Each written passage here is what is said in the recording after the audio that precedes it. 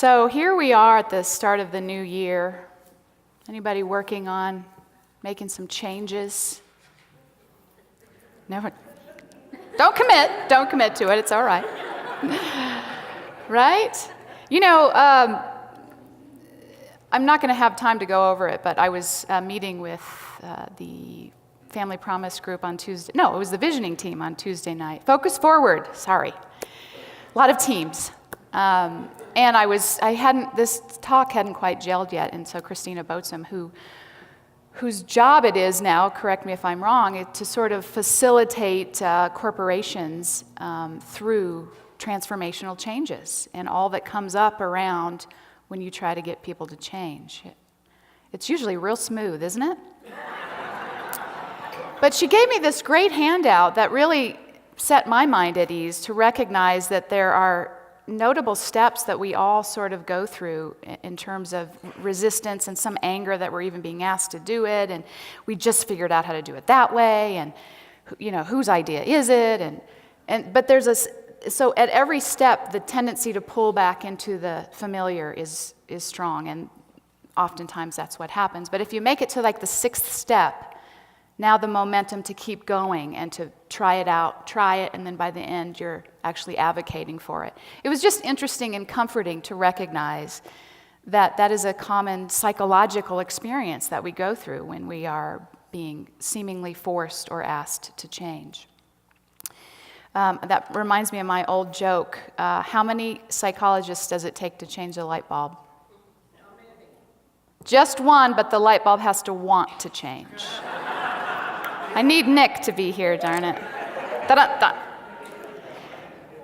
And so we do, as we talked about a little bit last week, and many of you were here for our burning bowl ceremony on New Year's Eve, a unity tradition where we contemplate really and looking forward to the new year, what we're ready to release, what may be holding us back, what is no longer serving us, and then we go through the ritual of burning it in the burning bowl and step boldly into our new year to make room and claim that new idea for ourselves.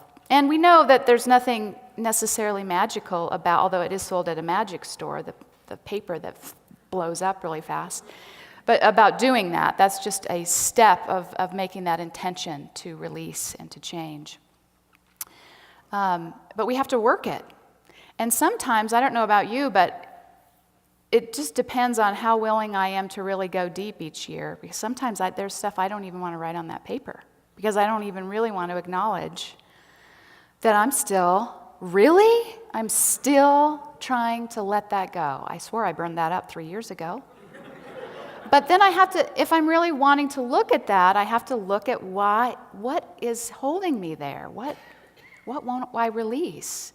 And we were talking about that a little bit in our staff meeting on Tuesday about how we know it and we want to move into our fullest expression, and we know we're supported. We believe these teachings, that the universe is in fact friendly and creative and supportive, and it wants you to know that and express that, and yet, well, I do it this way. I'm just going to do it this way for now because I know how to do it that way, and it's comfortable. So, and does anyone have that experience of sort of the comfort zone? And then you get into this habit of beating yourself up, right? So then you just stop right. Yeah, I'm not going to the burning bowl because I know I'm going to be upset with myself afterwards. But we keep, the thing that I love about what we're doing here and what spirituality asks of us is to continue to try, to continue to go beyond the limits that we really have set upon ourselves. And today I'm talking about specifically some of the work that our psyche and our ego does for us that limits what we even think is possible. And you know, God bless it. In some ways it's keeping us safe, right? I mean, we can't, I think the biggest mistake we make is thinking if we get spiritual enough, our ego will go away. I don't think that's, I think we're setting ourselves up to fail a little bit because we are in a human body and a human mind, and we do have to remember our zip code and where we live and to feed the children and some of those things that part of our mind helps us with being on autopilot. Do you ever just, sometimes I have a morning appointment and I'm supposed to go to the doctor and I end up here and I'm like, oh! I wasn't even conscious of driving. I mean, I was, but the autopilot that we can get on is pretty profound. So I'm asking us today to consider that the ways in which our mind, and without making it bad or wrong, tricks us and limits us, and even to the point of minimizing our understanding of God and our understanding of who we are in that. So, I'm going to ask you if you're willing to participate in an activity with me. And I really, really hope you are, because it's going to go awry if you're not. But if you just can't do it, I totally get it. But I have some ushers on standby here. We're going to do some moving. So I'll have the ushers stand up. Now this is going to be real important. People in the center section, all right? We're going to deal with you first. You see, Mr. Doug Harris is your flight attendant right there. People that are in his row or forward toward me are going to come out of your row just towards Doug and come just make a line out here. Before you do that, let me instruct the people who have the fine pilot here, the co-pilot, Jim Fairley. Raise your hand. If you're in Jim Fairley's row or behind him, you're going to exit towards him, and we're going to make a line towards the back. So if you feel like you can do that, go ahead.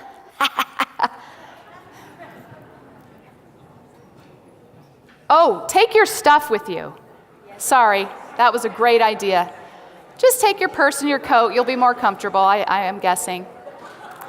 Okay, so when you come form a line, if you're coming down this way, come on around. What you're going to do is come and line up behind Miss Linda Maxwell right there.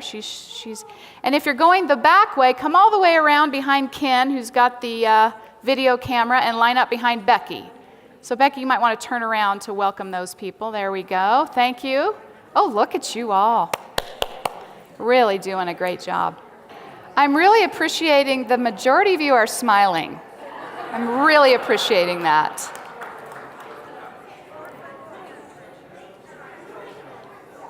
Okay, Heidi, you can bring them down just so they can start they can't go yet, but you can stop right there.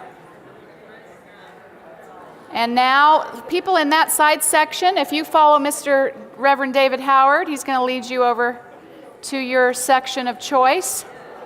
Not my section of choice. I understand. I'll tell you, from this perspective, it's very interesting. Yeah, okay, smarty pants. That's fine. You going to take over here? From this perspective, the congregation looks so different because I can really bet money on who sits where a lot of the times. I'm sorry. All right, we're going to launch into, seriously. All right, people. This is not a Bronco game.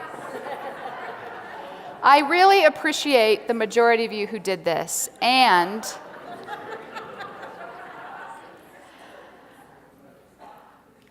this is really kind of a serious endeavor that I'm encouraging us to consider, because we're talking about comfort zones. Yes, we are, damn it. And I know that this took some time, and this, I have no doubt, pushed some of you are going to notice when I'm talking again and probably not going to be here. But this is a perfect microcosm for the many things that we do habitually. And I know that there are reasons. I know that there are comfort reasons. I know some of you have some anxiety and you need to know where the door is. I know some of you, the music's too loud over here, it's too cold over here, all of those things are preferences and comfort requests or demands at times. And I get that, I have them too, right? And yet, have you recognized already a different perspective, one that you may have not ever experienced? Now, you can't talk if you're sitting in the front because it's very distracting, Polly Roberts. I'm starting to realize why you sit in the back. But to really notice, to really check in with yourself about what sort of came up Like, I have no doubt some of you thought, I'm not going to do that. A few of you didn't. I'm not going to do it. And a lot of you might have thought, well, I have to do it. How many of you felt I have to do it? I'm going to be judged if I don't do it. The people are going to walk on me if I don't do it. Okay? So that also brings to mind how our comfort zones are informed by other people, by our fear of judgment, by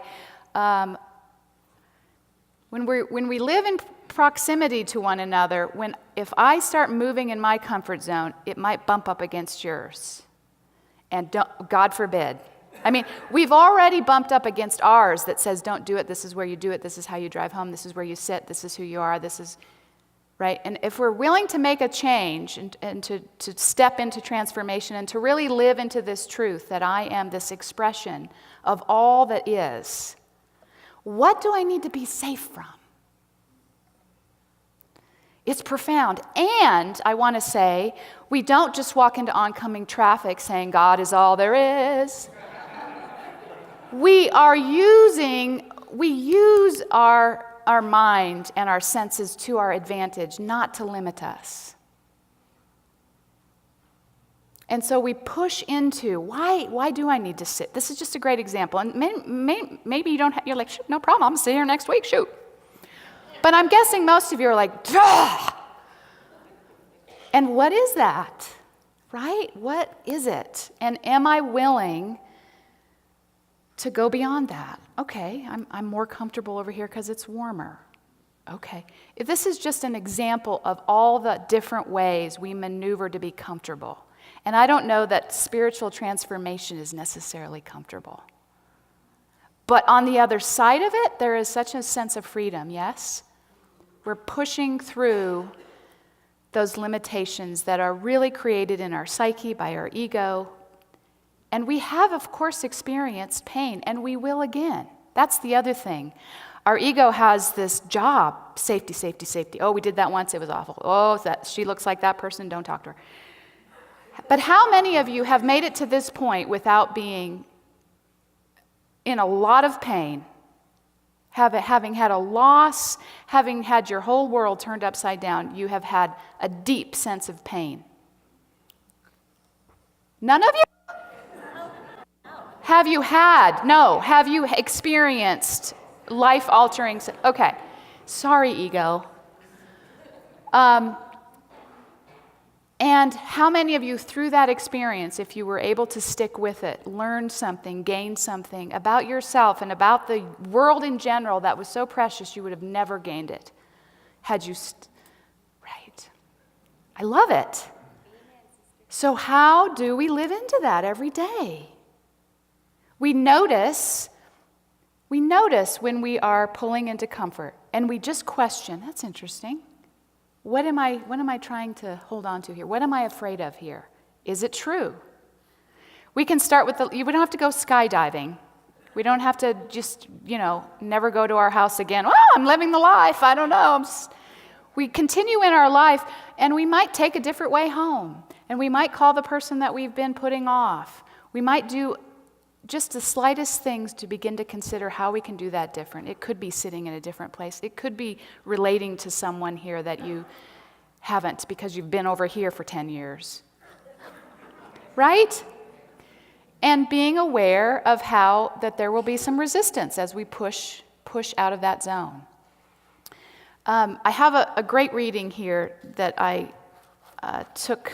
Let's see if I can... Yeah, I said that. Oh, here's another thing. This should really be, Jerry's not here because she wants us to start later and Polly wants us to end early, and I think we should go for 2 hours. Here's another thing that I think taps into what we're talking about here. There's a book by an Australian woman named Bronnie Ware who published a book entitled The Top 5 Regrets of the Dying. She's worked with terminally ill people in Australia for 12 years. Guess what the number one thing was? I wish I had the courage to live a true life to myself, not the life others expected of me. And to some degree, our own mind is what we are placating to because that's been informed by what we should be, what we shouldn't do, who we should marry, if we should, all of the stuff that we get socialized into and have to continue to line up with the truth that wants to live through us. Doesn't mean we're not parents or siblings, but we bring that sense of the truth of who we are,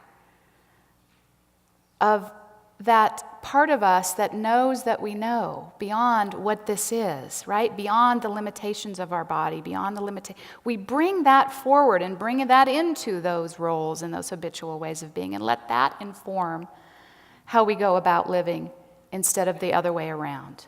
Does that make sense? Because I think if we're not conscious of it, it just snowballs. And I do think that we run the risk of limiting our sense of God. Some people are like, well, that's it for this section, I gotta go. I understand. It was real good being here, but I'll see you next week. When we get so centered on our comfort, we also bring our God into that. We're also limiting what we think is even. It's almost as if, God has to kind of fit into this paradigm or else it doesn't make sense. So then we limit ourselves as expressions of that. So it's really profound to begin to uncover that. And not in a judgmental way. We all are doing it. We all have to deal with it. But to continue to notice, am I willing to push through this as feeling uncomfortable? Am I willing to notice why I'm feeling unsafe? And where does that come from? And sometimes it comes from long, long ago, doesn't it? It's not even happening anymore. That's the other great thing about the ego. It happened once, it can happen at any time. It might be happening right now, oh my God. So it's tricky. So I'm going to end with this reading from The Untethered Soul by Michael Singer that I think leaves us with some inspiration about what we're doing here, hopefully. And then we'll take a little time in the silence and hear Seth's beautiful voice again. And then you can go home and sit wherever you want. So it says you, I'll say we, because I'm with you on this. We are constantly trying to stay within our comfort zone. We struggle to keep people, places, and things in a manner that supports our model. If they start to go any other way, we get uncomfortable. Your mind then becomes active, telling you how to get things back the way they need to be. The moment someone starts behaving in a way that is outside your expectations, your mind starts talking. It says, what should I do about this? I can't ignore what he just did. I should confront him directly, or I should ask someone else to do it. Your mind is telling you to fix it, and it doesn't really matter what you end up doing. It's all about getting back into your comfort zone. This zone is finite, and all attempts to stay within it keep you finite. This is the gold in this. Going beyond always means letting go of the effort to keep things within your defined limits. So there are two ways you can live. You can devote your life to staying in your safe zone, or you can work on your freedom. In other words, you can devote your whole life to the process of making sure everything fits within your limited model, or you can devote your life to freeing yourself from the limits of your model. And then this is what happens if we can do it. When you approach the edges, you feel insecurity, jealousy, fear, or self-consciousness. You pull back. And if you're like most people, you stop trying. Spirituality begins when you decide to never stop trying. Spirituality is the commitment to go beyond no matter what it takes. It's an infinite journey based upon going beyond yourself every minute of every day for the rest of your life. You can take naps. It didn't say this, but if you're truly going beyond, you are always at your limits. You're never back in the comfort zone. A spiritual being feels as though they are always against the edge and they are constantly being pushed through it. Eventually, you will realize that it cannot actually hurt you to go beyond your psychological limit. If you are willing to just stand at the edge and keep walking, you will go beyond. You used to pull back when it got uncomfortable. Now you can relax and go past that point. That's all it takes to go beyond. Go beyond where you were a minute ago by handling what's happening now. Would you like to go beyond? Would you like to feel no edges? Imagine a comfort zone that is so expanded that it can easily fit the entire day no matter what happens. And in the end, you end up loving your edges because they point your way to freedom. All that you have to do is constantly relax and lean into them. Then one day, when you least expect it, you fall through into the infinite. And that's what it means to go beyond. So it's absolutely possible. I know we all have had experiences of it, and I thank you all for playing and for contemplating this on your own.